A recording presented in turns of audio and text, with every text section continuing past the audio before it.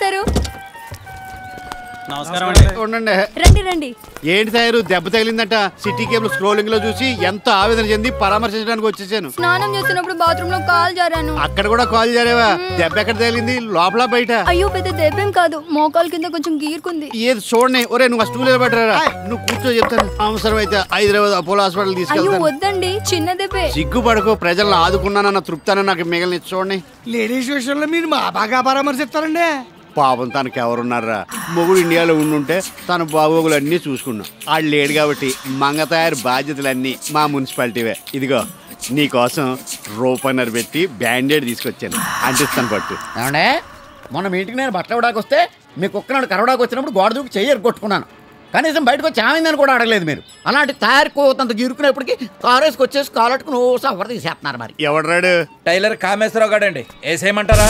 ఈడు tiling shop cool చేసే కదా ఐటీ పార్క్ కడదామని డిసైడ్ చేస్తా. అత్తిల్లో ఐటీ పార్క్?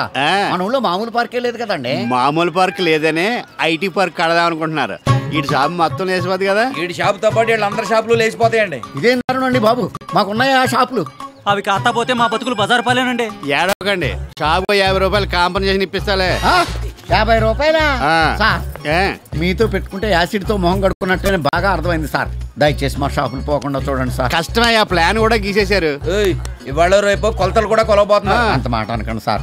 సార్ సార్ అవసరం అయితే తలో 2000 తెచ్చిచ్చుకుంటాం సార్. రేట్ తర్వాత డిసైడ్ చేద్దాం. నాకు ఇంటికి వచ్చి కలవండి, వెళ్ళండి. చెప్తాం సార్. సర్లే. మీరు రూలింగ్ లోకి వచ్చాక మున్సిపాలిటీలో చాలా చిత్రాలు జరిగిపోతున్నాయండి. లేకపోతే యాదవులు నన్నే క్వశ్చన్ చేస్తారా?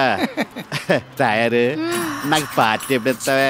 ఏది, మీరు నా స్లాబ్ మ్యాటరే తేల్చడం లేదు. స్లాబ్ దేముందిలే, ఓ మంచి కాంట్రాక్ట్ చూసి ఏం చేస్తాను. ఈ లోపు బరువు పనులు ఏమి చేయకూడదు, 10 రోజులు బాగా రెస్ట్ తీసుకోమని చెప్పారు డాక్టర్ గారు. అన్నాడా? ఆడ హాస్పిటల్ నుంచి రింగ్ రోడ్ ఏం చేయాలి?